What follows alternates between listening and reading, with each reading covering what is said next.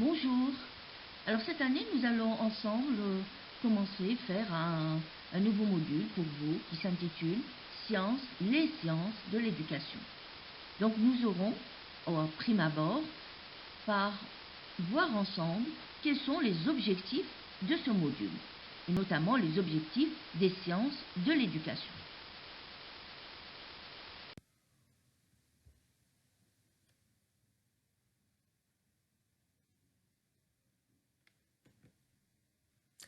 Les sciences de l'éducation ont pour objet d'étude l'ensemble des faits éducatifs. Les faits éducatifs, ce sont les phénomènes sociaux, les phénomènes économiques, les phénomènes institutionnels. Et de par institution, nous allons donc parler aussi, nous parlons de faits éducatifs également concernant les processus d'apprentissage, les pratiques d'enseignement. Donc, les sciences de l'éducation vont se pencher sur toute la vie du jeune enfant à l'adulte, c'est-à-dire du jeune enfant à l'école, de l'adolescent au collège et au lycée, et enfin à l'adulte dans l'enseignement supérieur. C'est pour ça que les terrains d'investigation vont être divers, notamment dans l'institution, école, collège, etc., mais également dans l'éducation familiale. Donc, comment se fait l'éducation à l'intérieur de la famille?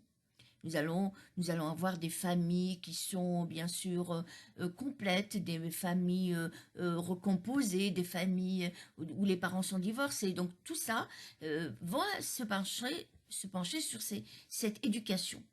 Et nous avons également le terrain du travail social, donc puisque nous avons parlé de phénomènes sociaux, donc là aussi au sein de la société, comment se fait l'éducation. Donc ces sciences de l'éducation vont couvrir un champ éducatif sous l'éclairage de différentes sciences humaines. Et les sciences humaines, nous savons que c'est l'étude de l'homme du point de vue, on va dire, psychologique, sociologique, linguistique, philosophique, et même les sciences des religions. Donc, un vaste champ qui est les sciences humaines. Donc, les sciences de l'éducation vont se baser sur ces différentes sciences humaines pour pouvoir avancer dans le travail, dans les recherches. Ce qui fait que ces sciences de l'éducation sont un domaine qui est ouvert aux étudiants, notamment qui se destinent au métier de l'enseignement.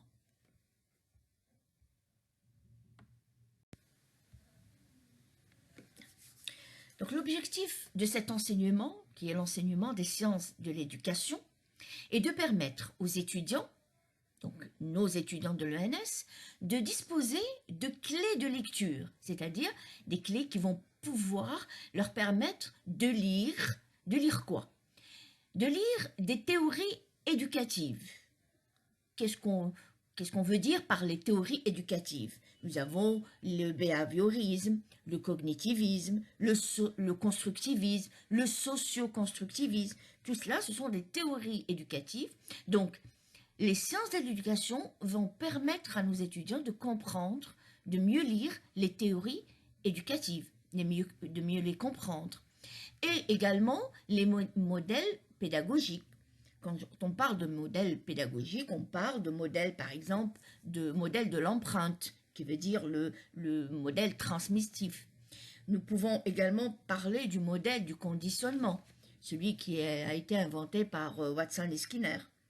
Nous allons également avoir le modèle inductivisme, le modèle constructivisme. Alors tous ces modèles vont être pouvoir compris par justement ces clés de lecture à travers les sciences de l'éducation.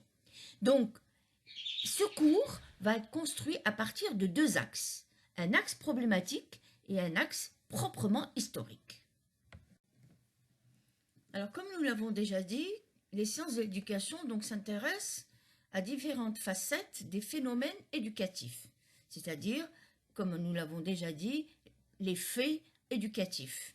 Donc, elles vont analyser les conditions d'existence et de fonctionnement ainsi que d'évolution des situations éducatives tout le long de la vie de la personne. Donc, sa vie en tant qu'enfant, sa vie en tant qu'adolescent et sa vie en tant qu'adulte. Pour cela, les sciences de l'éducation, donc, ont recours, et nous l'avons déjà dit, à un domaine très vaste des sciences humaines. Ils ont donc recours à la discipline de l'histoire de l'homme, la sociologie, donc la vie en société, la psychologie de l'éducation, et enfin de la didactique, ainsi que d'autres domaines que nous pourrons ajouter, tels que la linguistique, la philosophie, etc. Donc le cours d'introduction aux sciences de l'éducation va montrer l'apport de différentes disciplines pour essayer de trouver par exemple les causes de la violence scolaire, les causes et en même temps analyser l'échec scolaire et en particulier celui du redoublement. Donc essayer à travers justement ces sciences de l'éducation de trouver les causes de ces problèmes. Ensuite, les mécanismes qui vont contribuer par exemple à la violence scolaire et les conséquences individuelles et sociales de on va dire, de ces problèmes. Et pourquoi pas aussi trouver des solutions à ces problèmes.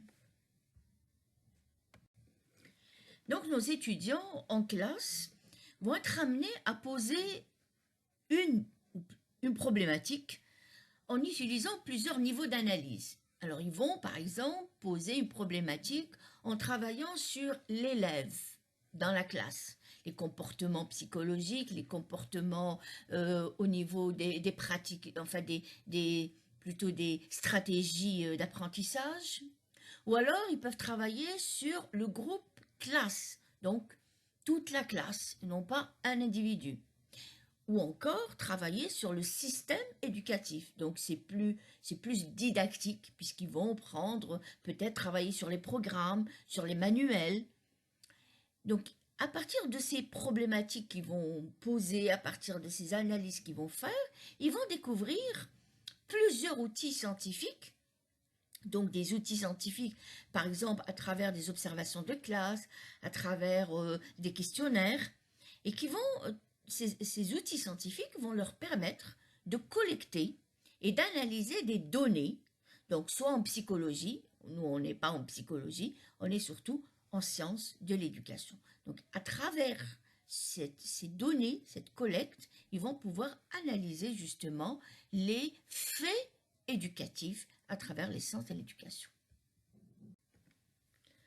Alors au terme de ce cours des sciences de l'éducation, nos étudiants seront capables, à la fin de l'année, d'investiguer une problématique pédagogique ayant des incidences soit individuelles, donc l'élève en tant qu'individu, ou bien collectives, donc toute la classe, en se référant aux théories des sciences de l'éducation. Donc ils vont faire des analyses, des observations à travers des observations de classe par exemple, pour justement problématiser en pédagogie.